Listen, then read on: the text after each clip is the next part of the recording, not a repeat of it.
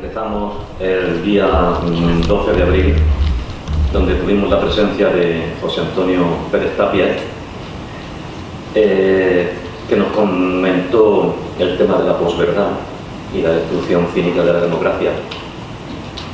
Y ahora, en esta charla de esta noche, tenemos con nosotros a Jesús Sanz Abad, que nos va a hablar de pensar el cambio hoy, política y transformación social.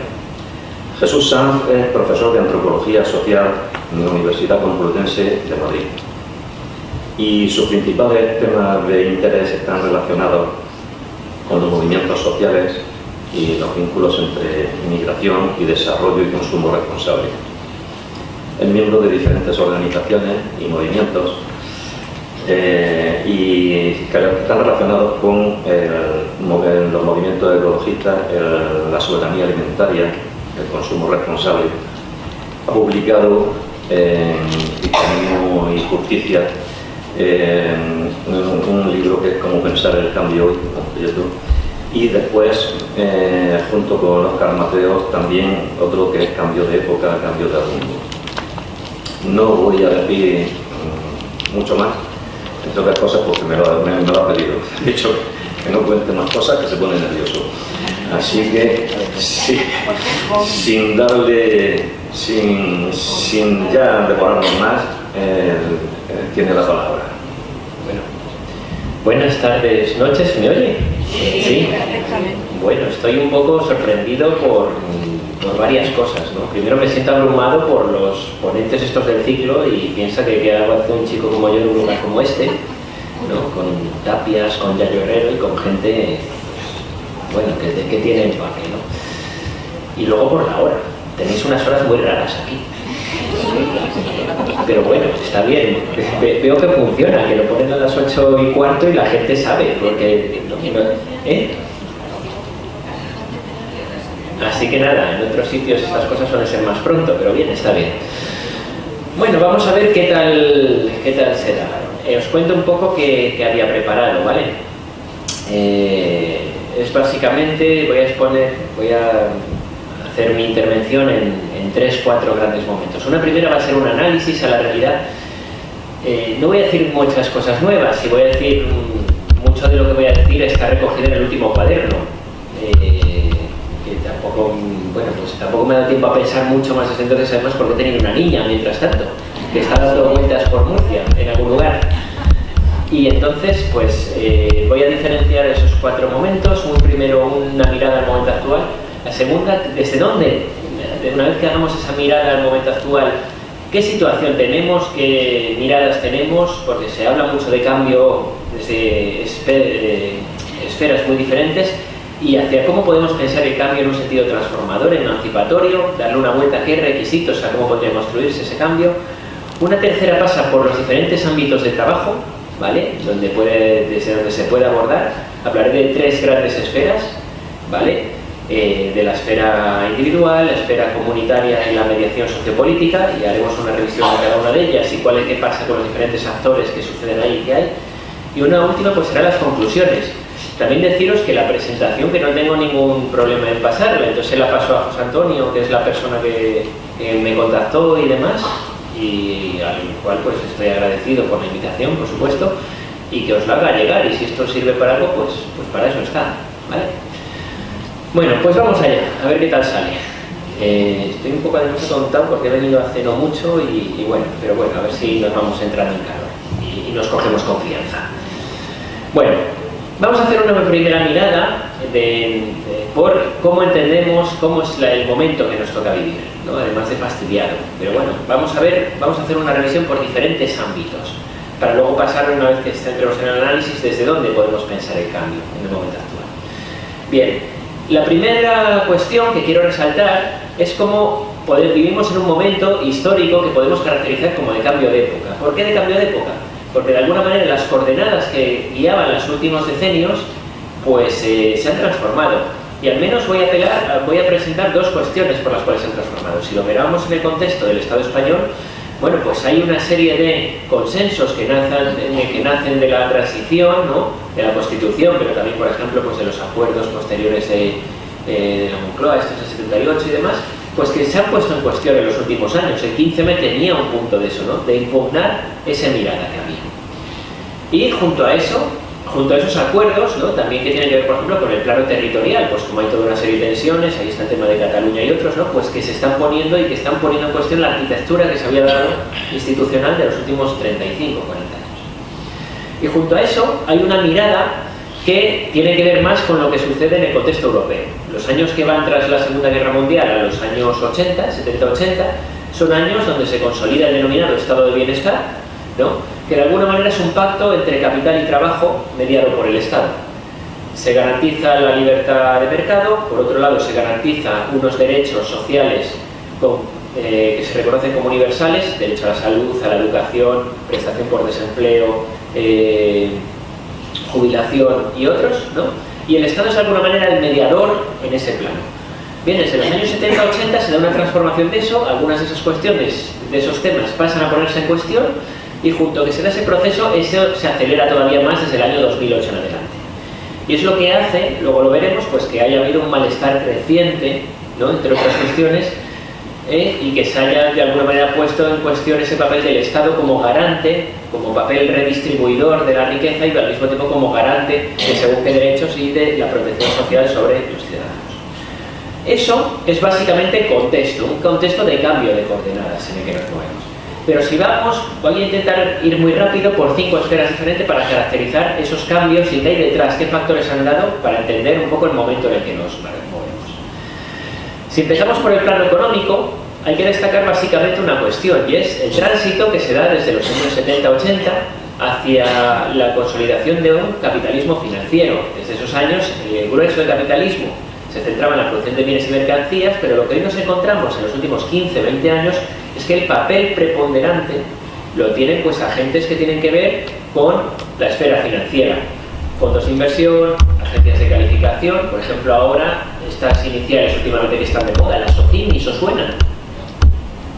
¿No? Las SOCIMIS, ¿no suenan? Bueno, pues son las sociedades de capital que pueden y que están invirtiendo en bienes inmuebles y que están bastante detrás de, ¿no? Tras haber comprado muchos inmuebles, ¿no? Pues ahora lo están poniendo y tiene que ver bastante con la subida del activo.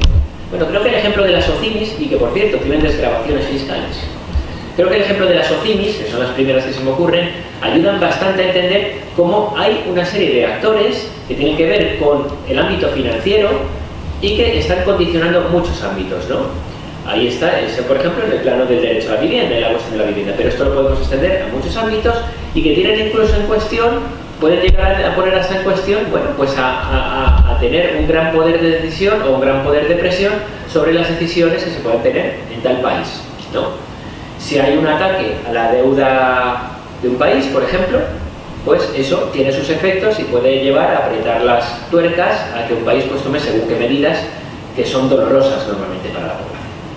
Bueno, simplemente, sin entrar mucho a esto, llamar la atención sobre el poder que tiene el capital financiero hoy, ¿vale? Y el enorme poder que tiene de movilidad. Voy rápido y voy dando brochazos así, ¿vale? Pero se trata más que nada de dar una mirada general. El segundo elemento que quiero entrar es en el mundo del trabajo, y por caracterizarlo rápidamente lo que nos encontramos es un proceso de igualación a la baja de las condiciones laborales, un contexto donde hay una fuerte competitividad marcada por los riesgos de deslocalización, ¿no? Hay que ver, en Murcia no conozco tanto, ¿no? Pero si vamos a la zona de Alicante, pues ha habido en los últimos 15, 20 años, un poquito más, un importante proceso de deslocalización, por ejemplo, del calzado, ¿no? Y tiene que ver mucho con los costes de obra. En Murcia me consta que también se daba, ¿no? En pueblos había bastante industria de calzado y bastantes talleres, estas cosas, ¿no? Y cómo tiene que ver con estos procesos, ¿no? Los costes de mano de obra han llevado a un proceso de fuerte competitividad y una fuerte precarización de la mano de obra y un empeoramiento de las condiciones laborales.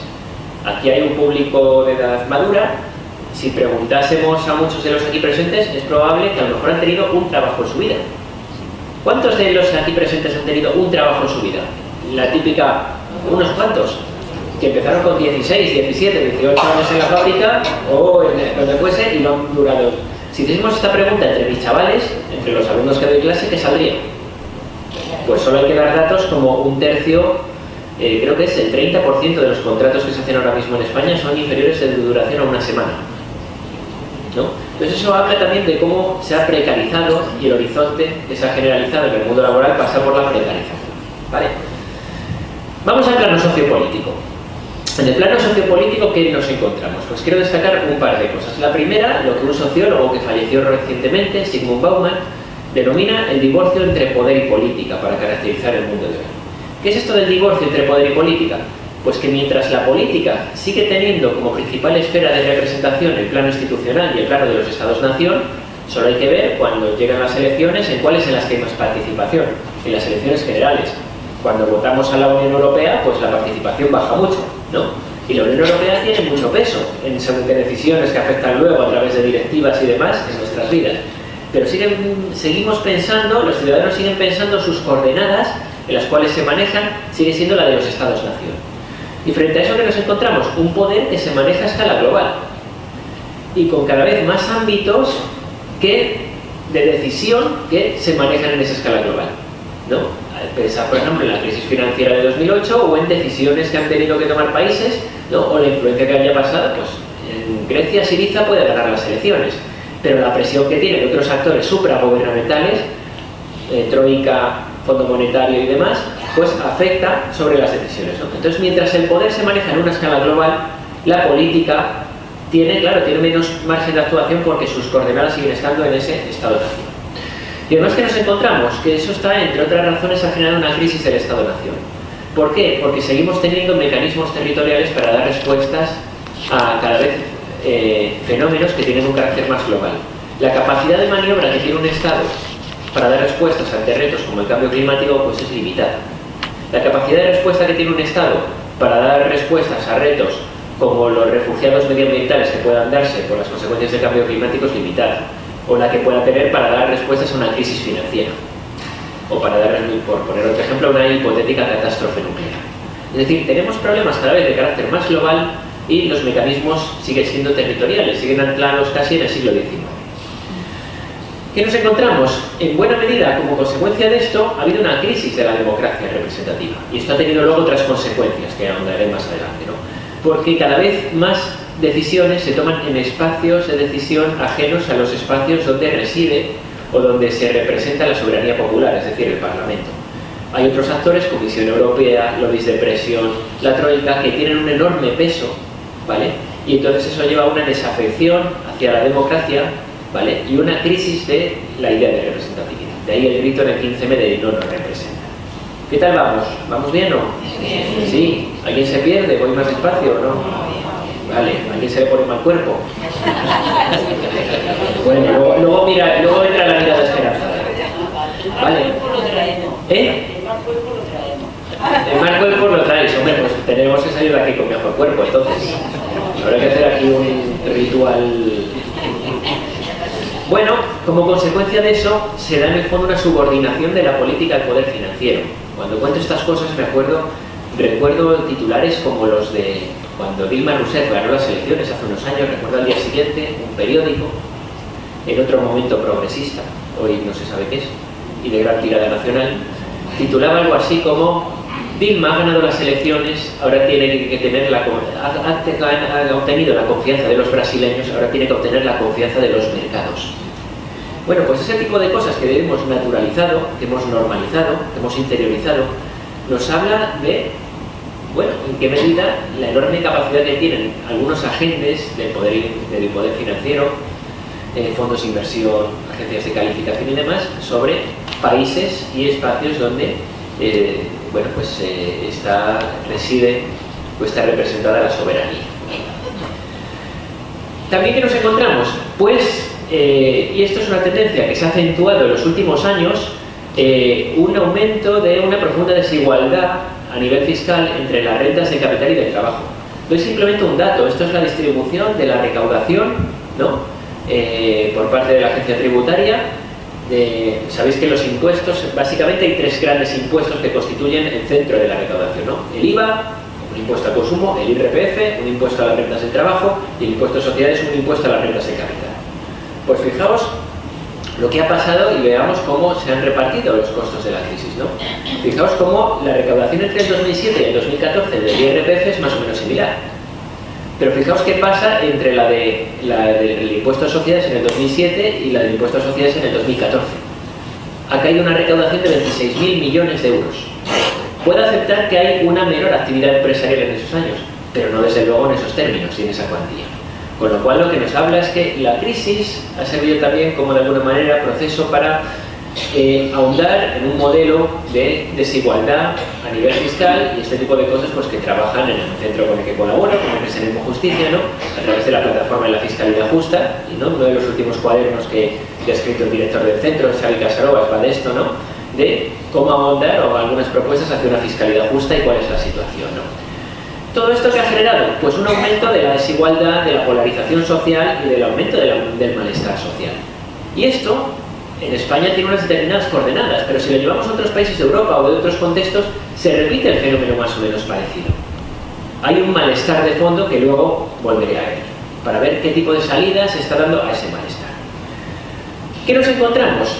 Bueno, también hay un momento, he puesto a 4, pero podría haber puesto a más. Ayer me llevó un rato buscar una foto que aparecía en esos 4 por mostrar que esto no es una cosa de Trump, y punto, o de Le Pen, y punto, o de otros líderes europeos, ¿no? Sino como hay una tendencia de fondo, si vamos a diferentes países, ¿no? Donde hay una tendencia hacia lo que podemos denominar un auge de líderes, de una suerte de autoritarismo liberal, que tienen algunos puntos en común, ¿no? Un discurso populista, un discurso bastante nacionalista, marcado por un nacionalismo agresivo, un discurso que impulsa un odio o al menos, ¿no? Dirige un odio al terrorista o al extranjero, ¿no? Pero al mismo tiempo un discurso que trata de ir a intentar ahondar en ese malestar o capitalizar ese malestar, ¿no? Las características con sus matices se suceden en muchos lugares, ¿no? Xi Jinping en China, Putin en Rusia. El otro día Putin, por ejemplo, detuvo en una manifestación, ¿no? Detuvieron a uno que era el principal líder opositor, ¿no? Lo cual te habla como hay una tendencia de fondo, ¿no? Donde se está de alguna manera, la disidencia pues es criminalizada, penalizada o perseguida, ¿no? En esos términos. Trump, Erdogan en Turquía y en muchos otros lugares, ¿no? Esas características. Y todo eso va acompañado de un retroceso en derechos y libertades civiles, ¿no? ¿Os suena la ley Mordaza? Pues si leemos la ley Mordaza a la luz de esta tendencia de carácter más global, pues nos da una pista. Es decir, lo que vemos es que es una cierta tendencia que se produce con sus matices, pero que hay una cierta tendencia global hacia el surgimiento de esta suerte de países marcados con líderes con un autoritarismo liberal.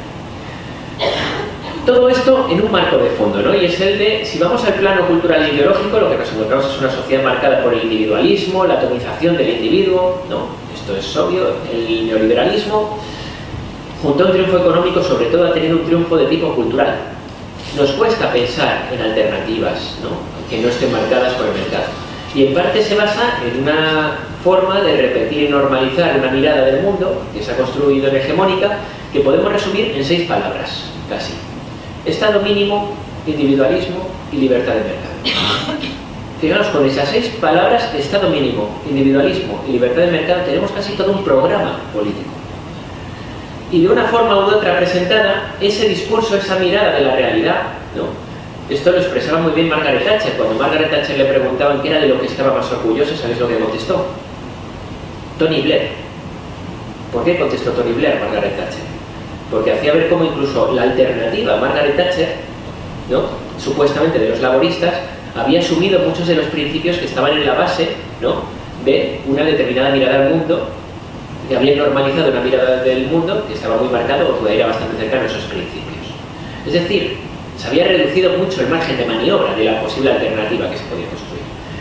Y la idea de por qué el capitalismo, de cómo ha triunfado a nivel hegemónico, para mí está en que, como decía Jameson, nos cuesta más pensar casi en el fin del capitalismo que en el fin del mundo. Tenemos muchos relatos para explicar o para pensar cómo puede ser el fin del mundo. Un meteorito, una catástrofe nuclear, una hambruna, no sé qué. Pero nos dicen mañana que vamos a vivir en un mundo alejado de los principios del capitalismo y nos cuesta. Entonces, fijaros hasta... Sí. Es más difícil pensar en el fin del mundo que en el fin del capitalismo. Es más fácil, lleváis razón. Perdonad. No lo cambio ahora, en la próxima lo prometo cambiar. ¿Vale? ¿Vamos bien? Bueno, última idea de para pasar a otro bloque, ¿vale? El plano ecológico que nos encontramos. Pues que nuestro sistema económico se parece a eso. Es gráfico, ¿verdad?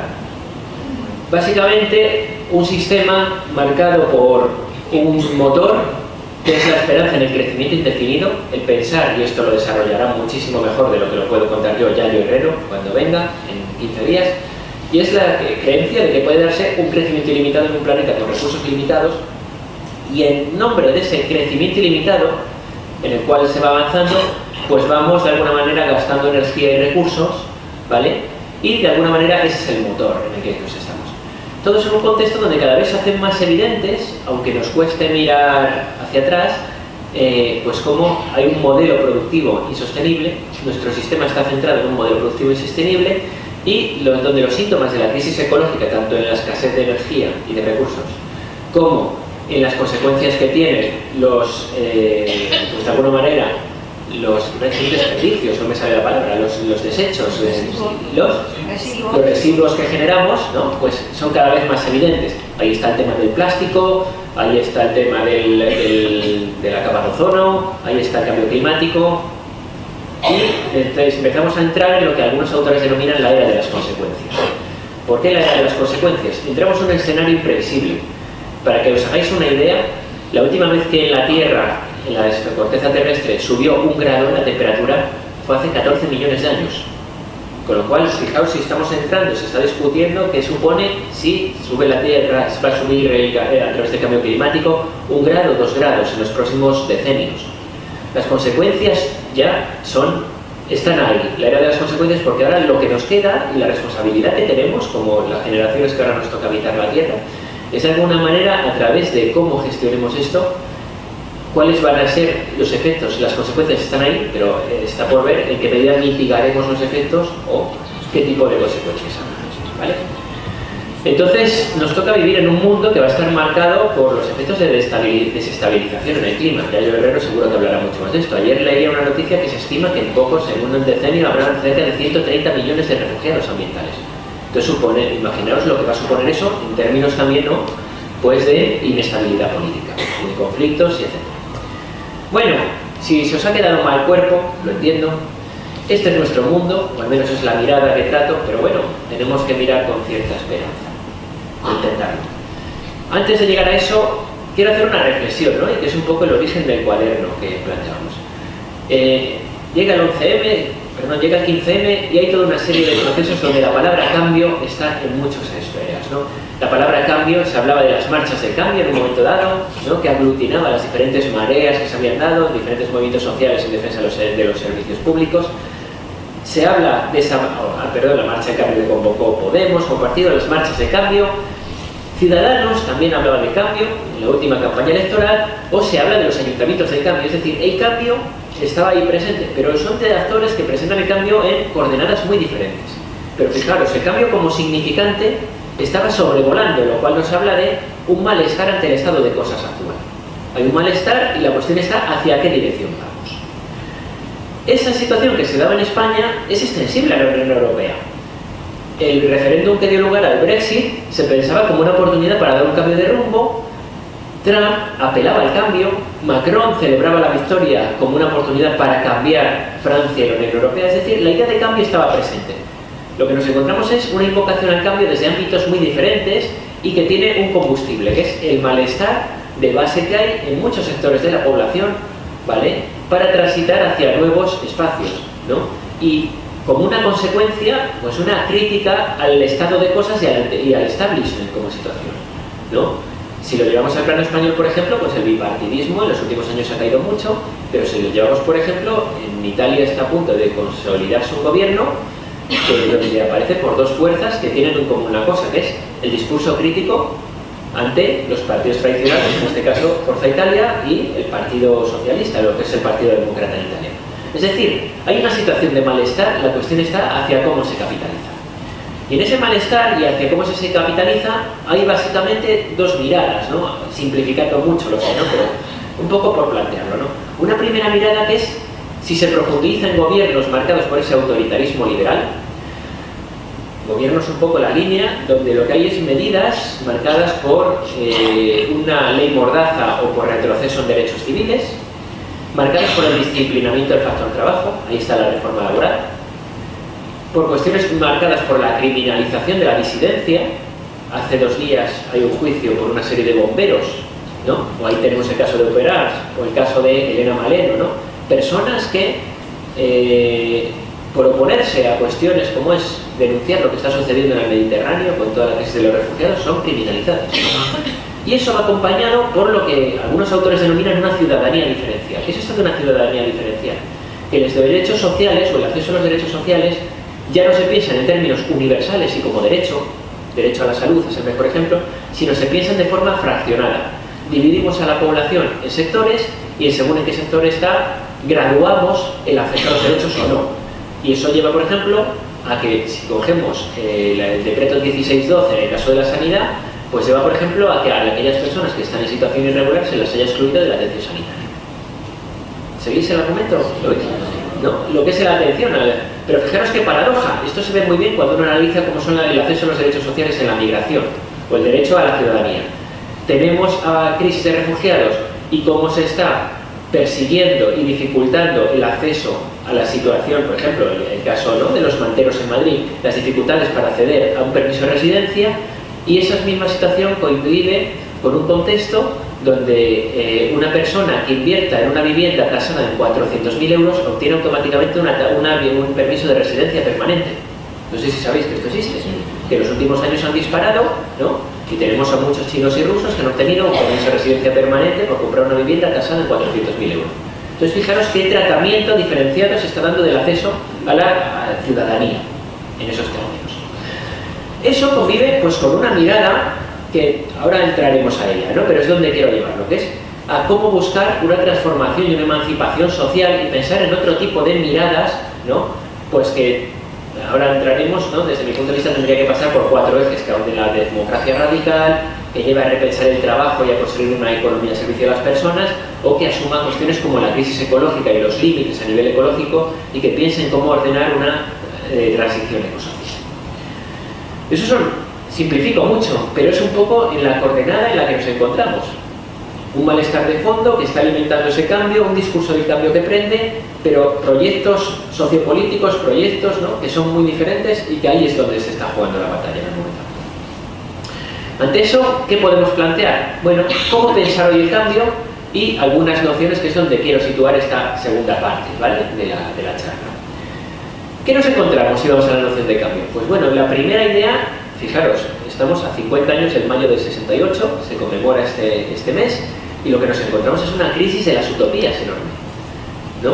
La caída de aquellas experiencias de socialismo real, denominadas de socialismo real, lo que dio lugar, en la caída del muro de Berlín, fue a una ausencia de una crisis de relato, de una alternativa diferente, que alimente la acción transformadora. Cuesta mirar experiencias en las cuales uno mirarse como espejo, ¿no? Y eso está ahí. De hecho, esto se ve muy bien cuando uno va a ver lo que sucede en los movimientos alterglobalizadores, ¿no?, altermundialistas. Afirman que otro mundo es posible, pero ¿cuál? Hay una idea muy vaga de cómo concretar eso, cómo plantear un programa político alternativo, o cómo plantear una serie de medidas que pudiesen generar consenso entre la población y que sirviesen de cemento pues, para construir un proyecto político diferente. En ese contexto general, ¿qué nos encontramos?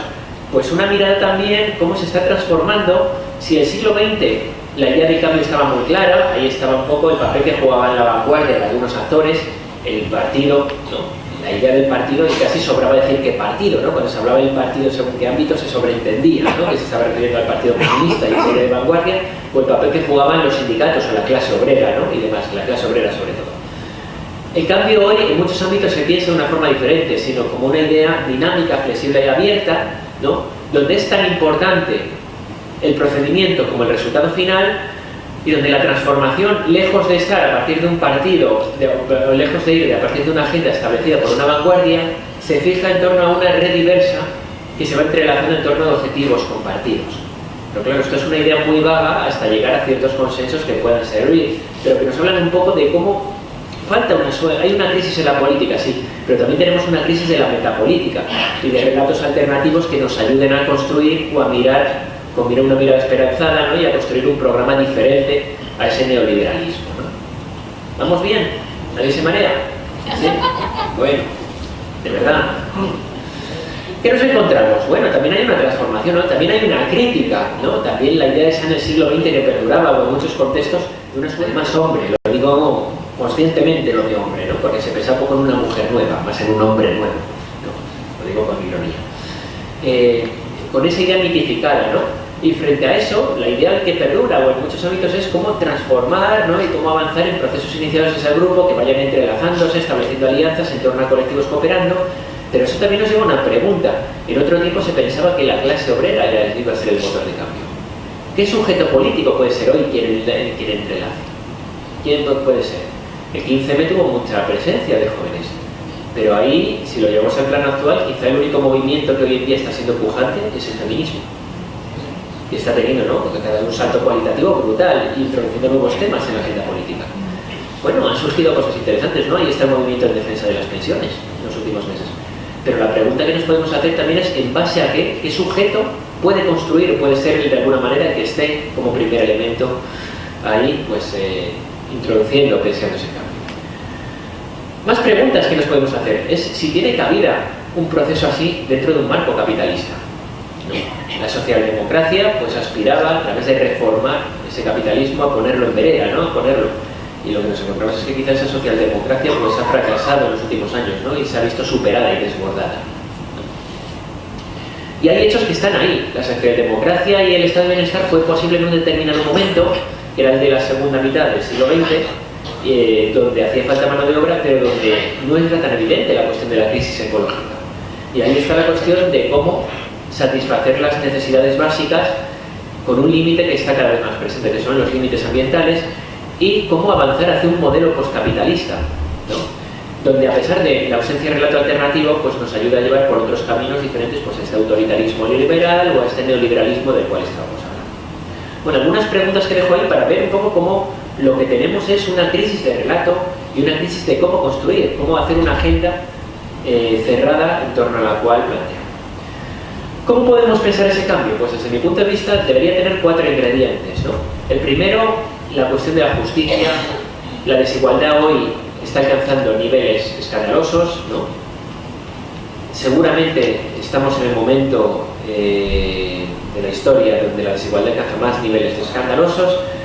Esa cuestión que abonda con la justicia se debe vincular a otra cuestión, ¿no? Y es el ahondar en una democracia que, como dice Boaventura de Sousa Santos, es una democracia de baja intensidad. Pues cómo pasar de esa democracia de baja intensidad a ir a procesos, ¿no? Donde de alguna manera entremos, profundicemos combinemos la representatividad, ¿no? Se votar cada 4 años con procesos de deliberación. Prueba de que estamos en una democracia de baja intensidad, pondré el siguiente ejemplo. Los mecanismos más allá de los partidos políticos que tiene la sociedad para participar, o que recoge la Constitución española para participar, son 2. Uno son las iniciativas legislativas popular y otras son los referéndums. ¿Cuántos referéndums se han celebrado en 40 años? 2. La OTAN y la entrada al Tratado de la Unión. Y el del Tratado de la Unión era consultivo. Bueno, y el otro era consultivo también.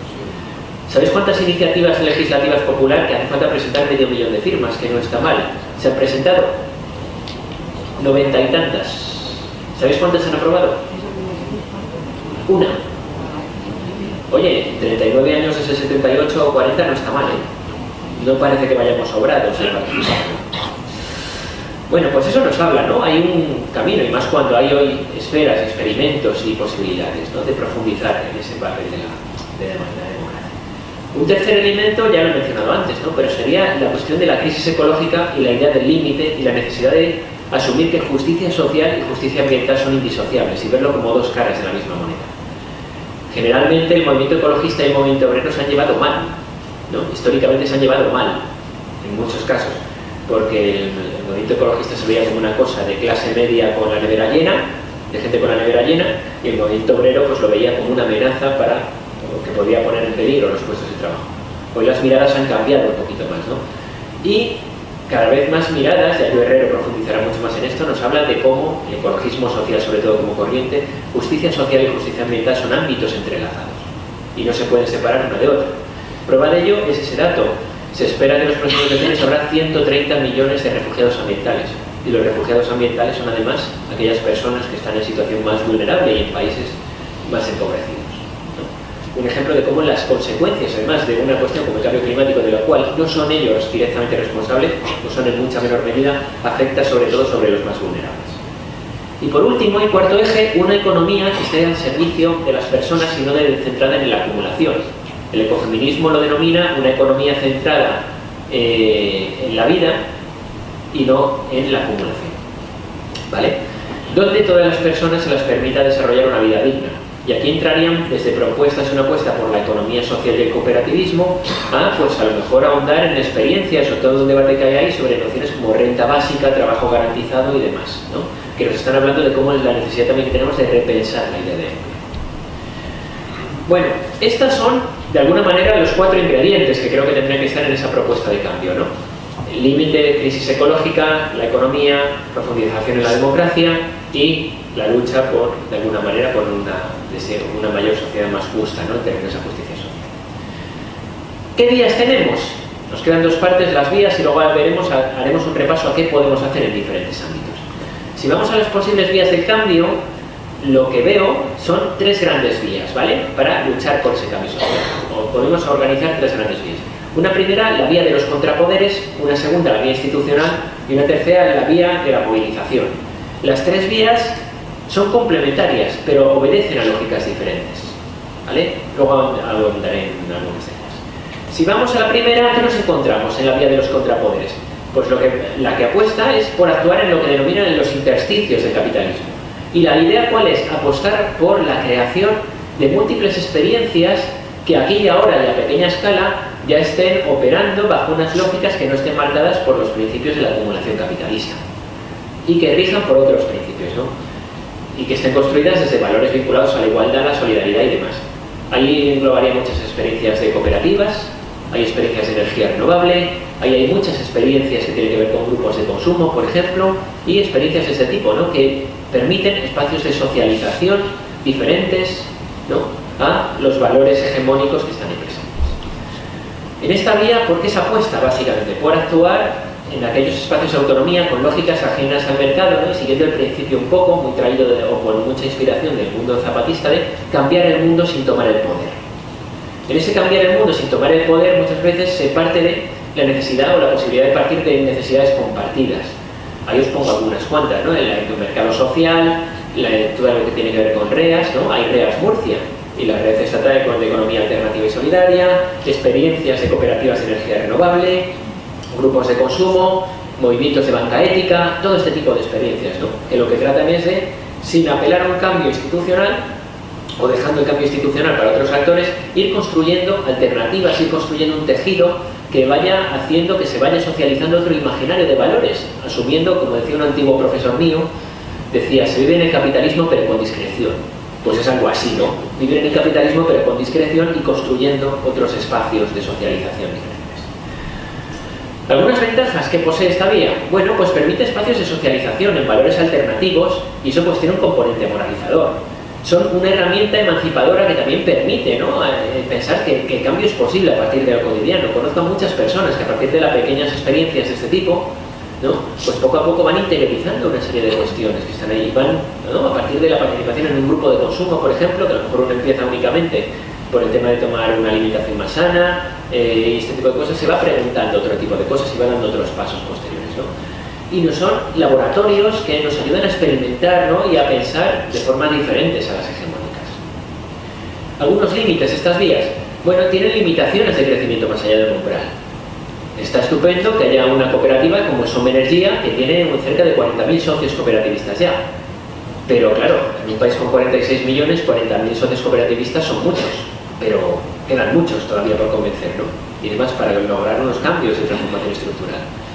Y a veces hay un cierto riesgo en lo que Daniel Ben-Said denomina caer en una ilusión social, es decir, pensar que, bueno, yo me monto mi chiringuito con mis amigos, me voy creando mi esfera autónoma donde tengo mi banca ética, mi grupo de consumo, mis experiencias, donde me socializo, pero bueno, pensar que lo institucional no afecta a este tipo de planos, ¿no? O no dar pasos, es decir, más allá de un determinado umbral de crecimiento, no crecer más allá. O por llevarlo a otro plano, pues también las limitaciones que tienen este tipo de experiencias para realizar transformaciones de carácter estructural sin tirar del BOE, por ejemplo, pues son limitadas, ¿no? Una reforma fiscal, pues a través de una reforma fiscal se pueden conseguir muchas cosas, pero eso pasa por controlar el BOE, ¿no? Y este tipo de experiencias pues tiene sus límites. Vamos allá con la segunda vía, que es la vía institucional. La vía institucional, porque es la vía que más se ha perdurado, ¿no? Ese asaltar los cielos que decían algunos, ¿no? Recientemente, y que durante el siglo XX ha sido la que más se ha presentado. ¿Cuál es la idea? La de básicamente tomar el control de las instituciones para realizar cambios desde allí, a través de formas, una forma, la forma partido, asumiendo que desde el Estado, desde donde se pueden dar cambios, ¿no? En planos, pues ese, ¿no? Como un cambio en la fiscalidad, cambios que hagan en la redistribución de la riqueza, y pensando que ese control de las instituciones es el que puede acelerar los procesos y cambios de transformación social. Algunos límites, en cambio, que tienen estas vías. Bueno, primero una idea que es la de el proceso que puede darse cuando todo se pone a disposición de esa maquinaria institucional o de todo lo que tiene que ver a través de esa forma partido, que es pues entrar en una lógica burocratizadora que deja atrás, subordina toda la lógica electoral o puede llevar a procesos de desmovilización social. Si queréis lo dejo ahí para luego debatir. Algo de eso estamos viviendo en este reflejo tras las elecciones de los años 15 y 16. Lo dejo ahí, luego si queréis lo debatimos. Riesgos que tienen que ver con la burocratización, alejamiento de la base social y al mismo tiempo una cuestión que me parece fundamental hoy para entender la realidad, ¿no? Que es asumir que hoy tomar el control de las instituciones no es tomar el poder. Imaginaros el partido más fascinante, más maravilloso que os queráis imaginar y que más os ilusione y que está en vuestra cabeza. Imaginaros que ese partido gana mañana las elecciones y si queréis hasta gana con mayoría absoluta. Ese partido se encuentra la banca toda en manos privadas, las telecomunicaciones en manos privadas, el sector farmacéutico con un poder enorme. ¿Qué más se encuentra? Todas las telecomunicaciones en manos privadas, toda la energía en manos privadas. Es decir, lo que te encuentras es todas las empresas estratégicas en manos privadas. El marco de actuación que tienes es limitado. Y ese es el marco en el que jugamos. Y esa es la realidad en la que estamos. ¿Vale? La tercera vía es la movilización popular no violenta. Y a lo mejor alguno cuando piensa en esto, pues a mí al menos me viene la imagen ya que estamos en Murcia del tema del soterramiento de las vías. ¿No? Pues a lo mejor tiene que ver.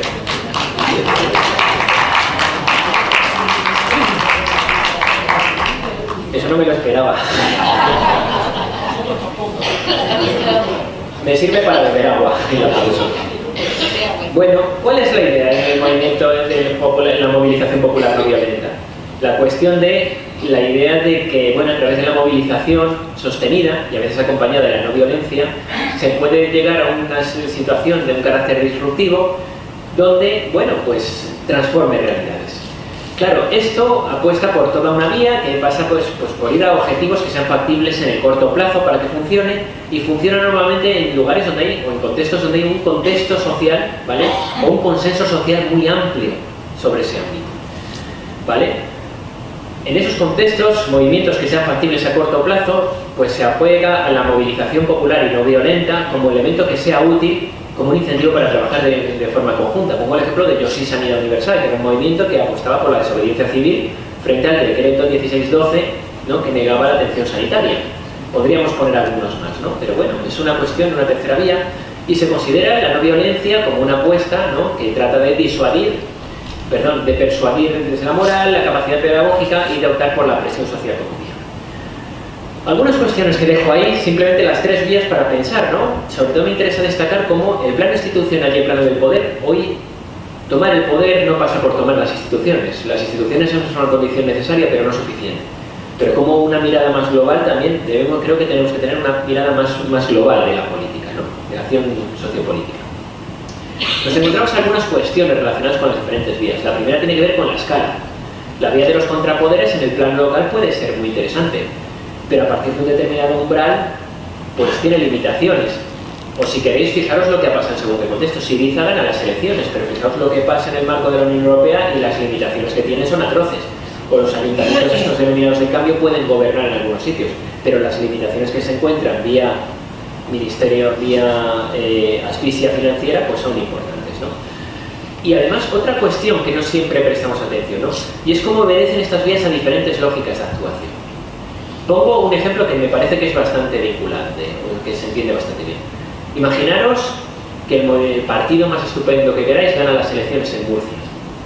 Ese partido tan estupendo está muy influido por valores medioambientales y dice: voy a peatonalizar todo el casco urbano de Murcia, o voy a implantar la recogida de residuos selectiva puerta a puerta en Murcia. Probablemente no ganaba las elecciones otra vez. ¿Lo veis? Es decir, la lógica institucional es otra, pero la lógica de la movilización social o de los movimientos sociales es diferente. Entonces ahí hay todo un juego de equilibrios con el cual tenemos que ligar. O por ejemplo, algunas cuestiones sensibles, como puede ser la migración, pues seguramente no de votos. Y puede ser un objetivo muy loable de un ley y demás, pero la realidad con la que lidiamos es esa, ¿vale?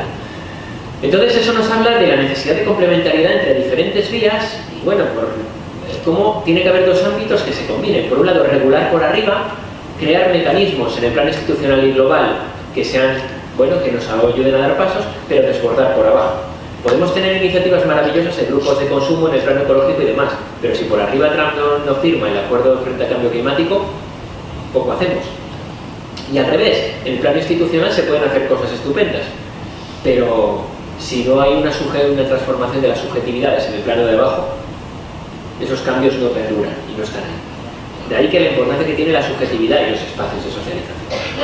¿Se entiende esta idea? ¿Sí? Bueno, entonces como idea, como hipótesis que planteo, ¿cuál es? Que el cambio institucional es necesario pero no es suficiente hoy para la transformación social.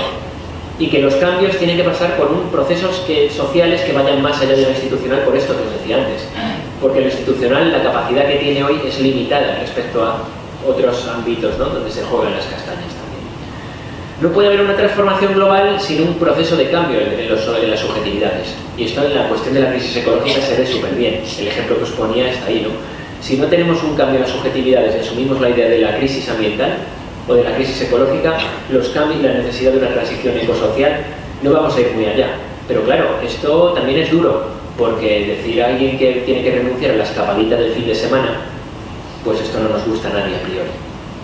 Entonces, también fijaros cómo las transformaciones hoy, el papel que juegan las subjetividades son fundamentales, pero también en el plano institucional hay que dar la batalla, ¿no? Entonces ahí la necesidad de trabajar de forma interconectada entre diferentes planos. Y cuando un poco intentaba pensar esto, a mí me salen al menos 5 planos en los cuales trabajar por ese cambio social. Uno que pasa por el ámbito político-institucional, ¿no?, los espacios de representación ciudadana. Un segundo ámbito es el mundo del trabajo, ¿no? Ahí los sindicatos están en crisis, pero también toda una forma de repensar el trabajo que se está dando hoy y que pasa también pues por el reconocimiento del trabajo no asalariado que se ha dado y que donde las mujeres han estado sobre representadas y demás, la apuesta por el cooperativismo, por la ecología, por la economía social, por todo ese tipo de movimientos. La construcción de una economía más justa, que vaya contra una lógica de acumulación que está ahí. Un cuarto eje, el de la movilización y la desobediencia civil frente a leyes no violentas. Y un quinto eje, la aparición de espacios de autonomía, pues como pueda ser este, ¿no?, pues donde intentemos dialogar, debatir sobre otro tipo de imaginarios, valores y demás, y donde de alguna manera pues nos animemos unos a otros para ahondar y para profundizar pues en este camino, ¿no?, de cambio y de transformación ante un mundo que no nos gusta. Bien, frente a eso, ya última parte de la charla, vamos a entrar en qué hacer, qué alternativas podemos plantear. Y voy a hacer una revisión a los 3 ámbitos, ¿vale? Uno más sociopolítico, otro comunitario y otro individual. Y antes, simplemente alguna mención muy por encima de ámbitos donde hay propuestas que se están haciendo desde partidos y sobre todo desde movimientos sociales, ¿no?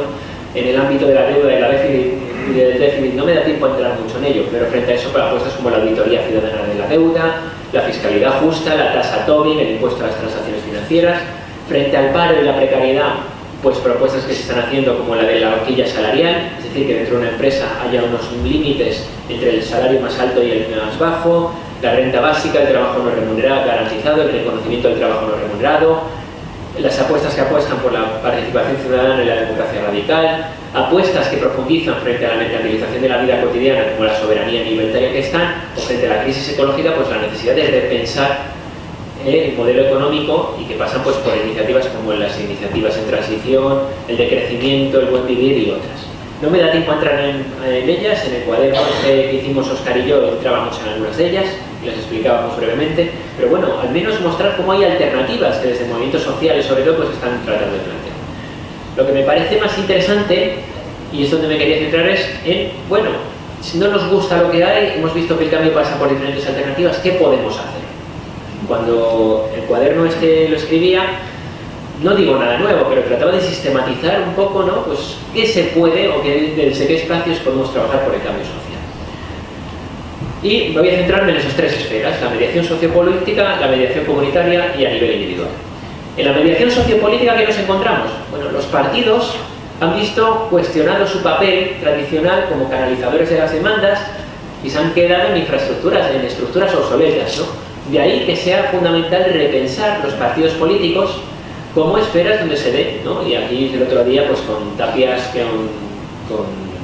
¿no? que estaba el otro día, pues seguro que de esto podría hablar muchísimo más que yo y con mucha más razón y conociendo mucho más la maquinaria de un partido por dentro, ¿no? Y la necesidad de generar estructuras con más participación dentro y fuera de las organizaciones. Si vamos a otros actores de la mediación sociopolítica, los partidos están en crisis, ahí hay el grito que no nos representan, ¿no?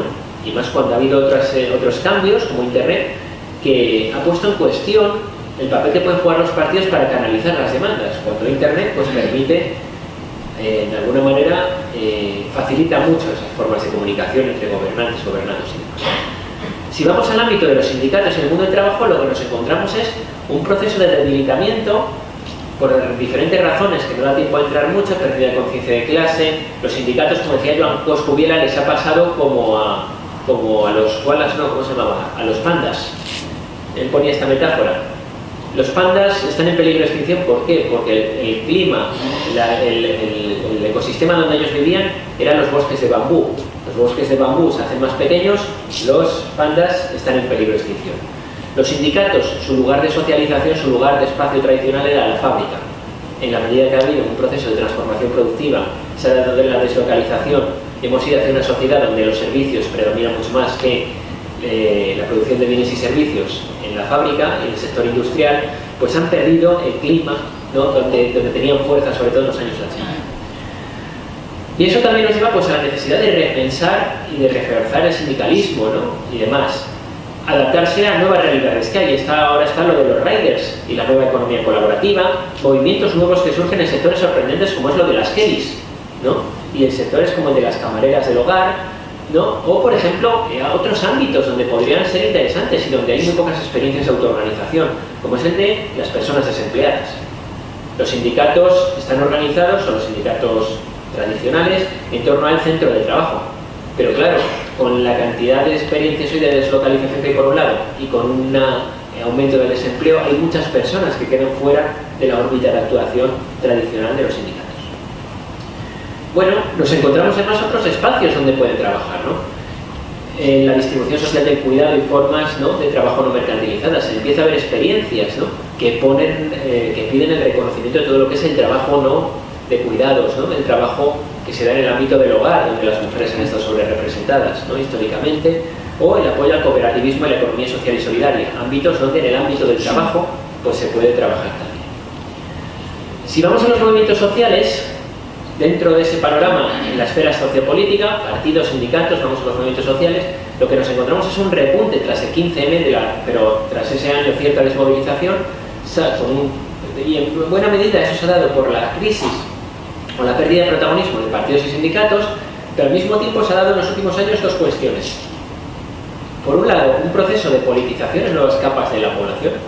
Se habla quizá, o se hablaba más en los últimos años de política que hace un decenio, por ejemplo.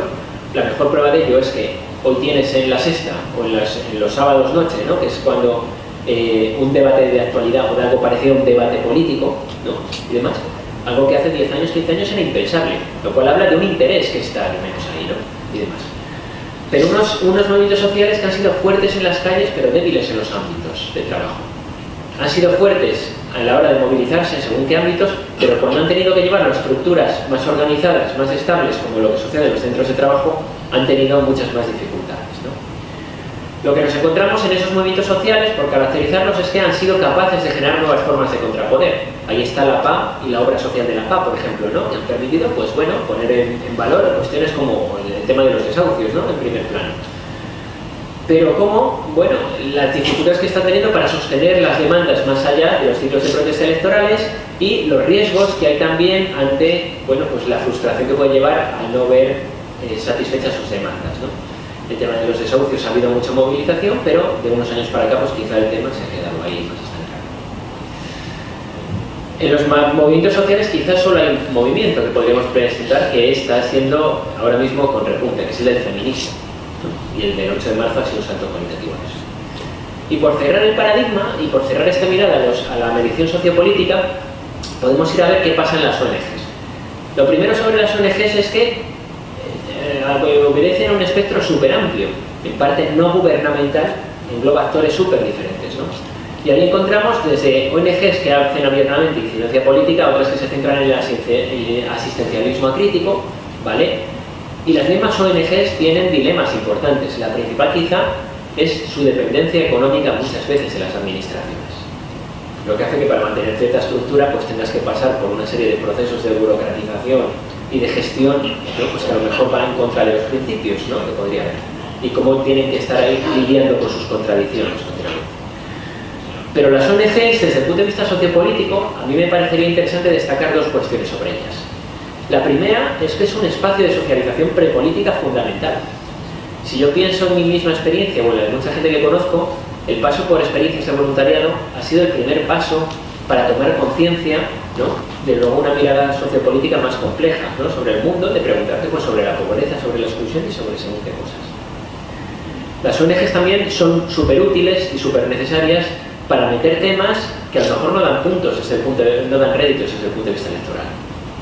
Hablar de la migración, pues no es un tema que apasione las mayorías sociales, ¿no?, y donde va a haber muchos planos controvertidos. Pues a lo mejor necesitamos ONGs que metan el dedo en la llaga. La ecología, la realidad norte-sur, por ejemplo. O por ejemplo para la mirada internacionalista.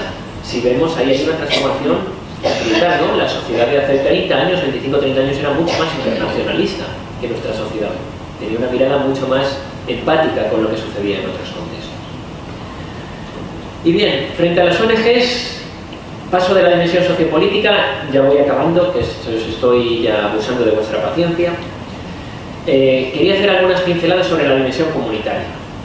Es fundamental que tengamos iniciativas donde recrear e intensificar la socialización en esos vínculos donde nos socialicemos en otro imaginario de valores diferentes a los hegemónicos, ¿no? Y que vayan más allá del individualismo imperante. De ahí que me gusta poner en valor el papel que pueden jugar algunas de estas iniciativas para dar respuestas colectivas, ¿vale?, desde una lógica cooperativa, ¿no? Pongo un ejemplo, los grupos de consumo, ¿no? Son experiencias de socialización, ¿vale?, donde a partir de cubrir necesidades como canales cortos de distribución, una alimentación ecológica y demás, pues compartir esas necesidades, dar respuestas diferentes. Esta es la experiencia en la que más participo, el Rincón Lento, que es un espacio de consumo responsable que tenemos en Guadalajara. Pero bueno, por llevarlo a otros ámbitos, ¿no? Pues pongo dos de otros ámbitos menos así marcados por lo sociopolítico, pero que pueden ser experiencias súper interesantes. Esa es una fiesta que se hace en mi ciudad, en Guadalajara, el Maratón de Cuentos, es la segunda semana de junio. Si alguien quiere venir está invitadísimo, es una experiencia muy interesante, ¿vale? Somos donde tiene una fiesta organizada todo por trabajo voluntario en torno a algo como es juntarnos 2 días sin parar contando cuentos en el principal edificio de la ciudad, ¿no? Pues son experiencias comunitarias que sirven, ¿no?, y que generan tejido social. O por ejemplo, pues una cosa tan divertida como lo que hacen en el barrio San Francisco de Bilbao, como es la fiesta de arroces del mundo, un barrio con muchísima migración y donde hacen la siguiente metáfora. Como el arroz se prepara, se alimenta prácticamente, el arroz se consume en prácticamente todas las sociedades. Y en cada lugar se prepara de una forma diferente. Se juntan en cuadrillas, cada una prepara el arroz de una forma diferente y se juntan y es toda una fiesta que rodea, que mete, ¿no?, y en la cual se involucran miles de personas. Bueno, pues este tipo de experiencias generan tejido social. En ese lado comunitario me gustaría también, a lo mejor aquí tenemos a muchos educadores y a gente que trabaja en el ámbito de la educación o que trabajamos, ¿no?, destacar una cosa que Rafael Díaz Salazar destaca mucho, ¿no?, en un libro reciente que ha publicado, que es pensar sobre el papel fundamental que tiene la educación como elemento reproductor social a nivel ideológico del sistema. Y la necesidad que hay de trabajar en ámbitos como la educación para profundizar en elementos, ¿no?, que deberían estar en el currículum educativo y con problemáticas que son centrales en nuestro mundo actual, pero que hoy en día están fuera del currículum. Las más palpables, las más flagrantes, lo que tiene que ver con las cuestiones ecosociales. Cuando yo estudiaba, a mí me seguían contando que el agua era un bien ilimitado, ¿no? O hay trabajos interesantísimos, como el que hizo Ecologistas en Acción, que se llama el currículum antiecológico de los libros de texto, que hacía un análisis de las nociones que estaban presentes en los libros de texto en torno a la ecología. Pues bueno, de cómo pensar también el papel que puede jugar la educación, pero desde esa reflexión que hagamos, no la educación per se, sino el papel de la educación como elemento reproductor, ¿no?, de alguna manera a nivel ideológico del sistema. Propio de ello es que una de las primeras cosas que quiere hacer cualquier gobierno que llega es cambiar la ley de educación. Y más allá de la educación formal, también quería destacar la educación no formal, espacios de socialización en valores diferentes y cómo pensar el cambio social. Como hay una experiencia muy interesante que está en Lavapiés, que son los Dragones de Lavapiés, un equipo de fútbol que tiene a niños y a chavales de cerca de 40 nacionalidades diferentes y bueno, que practican una cosa que llaman el fútbol inclusivo, y donde en torno a algo como el fútbol ha conseguido hacer un club pues muy diferente y muy permeado a las realidades del barrio, ¿no?, y que permite una realidad pues muy interesante de ocio pues para chavales con muy bajos recursos muchas veces. Paso de la dimensión comunitaria, ahora ya sí que acabo la dimensión personal. Y en la dimensión personal querría destacar solo algunas cosas, ¿no?, ¿qué podemos hacer?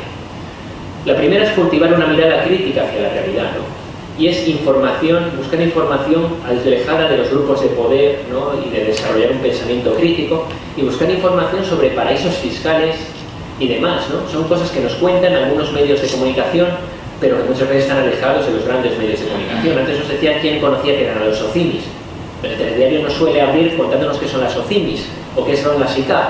Las SICAP a lo mejor las conocéis, pero el telediario no suele abrir hablando de la SICAP y lo que supone que haya figuras que tributan al 1%, ¿no?, y demás, cuando los currelas pues tributamos al 15 o un 20% esas cosas. Pues como un ejemplo de la importancia también, fue de las últimas que descubrí, de tener una mirada crítica hacia la realidad. Si a vosotros os dicen coche eléctrico, ¿qué tal os suena? De primeras. ¿Bien? ¿Os suena bien? ¿Sí? ¿No os suena mal? ¿Sabéis que uno de los principales minerales fundamentales para desarrollar las baterías del coche eléctrico es el cobalto? ¿Sabéis que el cobalto, el 65-70% de las reservas de cobalto están en el Congo? ¿Sabéis que hay grandes corporaciones que están tomando posiciones por el control de ese cobalto y que se ha disparado el precio? ¿Sabéis que Mugabe, dictador por otro lado, ha puesto un arancel a las exportaciones de cobalto? Y ese tomar posiciones por esa búsqueda de cobalto o por esas minas de cobalto es lo que ha llevado a que el país esté desestabilizando y está aumentando el número de refugiados en cientos de miles. Fijaos hasta qué punto tenemos disociación entre lo que es el coche eléctrico. Os recomiendo un artículo que es, si buscáis, de Enrique González en Alternativas Económicas, cobalto, os sale esto, ¿vale? Cómo nos venden una moto en torno al coche eléctrico y cómo, si rascamos, interconectamos con lo que supone la explotación de según qué recursos que son fundamentales y que son estratégicos, pues nos lleva a tener otra mirada sobre las cosas, ¿no? De ahí que es fundamental que cultivemos una mirada crítica hacia la realidad. ¿Qué más podemos hacer? Pues avanzar hacia un consumo más responsable y tomar conciencia del papel que puede tener el consumo como herramienta de cambio. Ver el consumo, si queréis, como una especie de iceberg, donde más allá del precio, pues el consumo y lo que hay detrás de él tiene sus consecuencias, tanto en un sentido negativo como positivo, ¿no? Tanto, ¿sabéis, por ejemplo, cuántos de los aquí presentes saben cuánto tiempo tarda en desechar unos pañales? No lo sabemos. Unos 500 años. 500 años. Unos pañales convencionales. Esto no nos lo cuentan en el cole, ¿no? A mí no me lo contaron, ¿no? Pues bueno, ir más allá en el iceberg, ¿no? Arriba en el iceberg tenemos el precio, pero si vamos a la parte de abajo del iceberg, pues preguntémonos por cómo son las condiciones sociales, ambientales que hay detrás del ciclo de vida, este tipo de cosas. Y el consumo es una herramienta fundamental para actuar sobre ella. He dejado ahí fuera unos cuadernillos que a mí particularmente me gustan mucho, ¿vale? Que son de una revista que se llama Alternativas Económicas, que está muy bien, que bueno, se llama así 32 alternativas para vivir de otra manera. Y bueno, si alguien luego le quiere echar un vistazo y tal, pues ahí los tiene, ¿no? Y me parecen muy recomendables y demás. O, por ejemplo, a esta página, si queréis, mecambio.net. Estoy harto de la energía, ¿qué alternativas tengo? Pues en mecambio.net te da alternativas que puedes tener ahora mismo que existen. Bueno, pues una iniciativa que podemos tener a nivel individual. Otra, el plano fiscal y la necesidad de tener un comportamiento responsable a nivel fiscal, que incluye, por ejemplo, también cosas como la objeción ante el gasto militar, ¿no? Que hace años hubo bastante participación de gente de cristianos de base que participaban en esto, ¿no? Y de colectivos antimilitaristas, ¿no? Por ejemplo. Y por último, una cuestión que creo que es fundamental y que el cristianismo, por poner en el centro, ¿no? Pues la cruz y este tipo de cosas, pues es fundamental, ¿no? Y es, frente a la normalización de la indiferencia, practicar una ética de la compasión, ¿no? Y que lleve, pues eso, a que no nos dejemos de conmover ante el sufrimiento de los empobrecidos, de los excluidos y demás, y cómo es fundamental ahí, ¿no? Que nos removamos. Voy acabando, que vaya paciencia estáis teniendo conmigo. Bueno, nos encontramos en un cambio de época, con momentos y con profundas transformaciones sociales, con una crisis económica, sí, pero que la crisis económica es solo una crisis de algo más amplio, que es casi una crisis de civilización. Crisis ecológica, crisis financiera, crisis de representatividad, que en el fondo es una crisis que tiene su origen en la lógica de la acumulación capitalista. Y frente a eso, si intentamos pensar una mirada diferente, transformar en esa disyuntiva que nos encontramos de cómo pensar el cambio, lo que nos encontramos hoy es cómo es necesario pensar el cambio de una forma interconectada, al menos en esas tres dimensiones: personal, comunitaria y estructural, ¿vale? Y que abarque diferentes ámbitos de actuación. En múltiples espacios de trabajo, pero donde es necesario, ¿no?, que reafirmemos, a partir de esas pequeñas experiencias también, que el cambio es posible, ¿no?, que son las que nos tienen ese componente de socialización y demás. Todo eso en un plano en el cual hay una cosa que no debemos olvidar, que aunque nos digan que no hay otro mundo posible, ¿no?, y que no hay alternativa, como nos dicen, ¿no?, era el lema que Margaret Thatcher decía: there is no alternative, no hay alternativa al capitalismo, a la democracia representativa y demás, a la democracia liberal. Pues bueno, no debemos olvidar que la historia es un proceso abierto y que cosas que en algún momento se pensaban que eran imposibles, pues con el paso de los tiempos han sido posibles. Ahí está la jornada de 8 horas, ahí está el sufragio de las mujeres, ahí está el fin de la esclavitud, ahí está la segregación racial, y cosas que al mismo tiempo, cuando las generaciones futuras nos miren a nosotros y pensarán que eran aberrantes, como algunas de estas nosotros miramos, pues nos muestran en todo caso que el cambio es posible y que la historia es un proceso abierto y que depende en cierta medida, pues, de que seamos capaces de impulsarla en un determinado sentido. Y quería acabar, pues, con la frase que plantea, pues, Pedro Casaldáliga, ¿no?, en ese poema, que seguro que a muchos de nosotros y nosotras nos ha inspirado, que es el de: es tarde, pero es nuestra hora en el que nos encontramos. Muchas gracias y nada, vamos a ver esta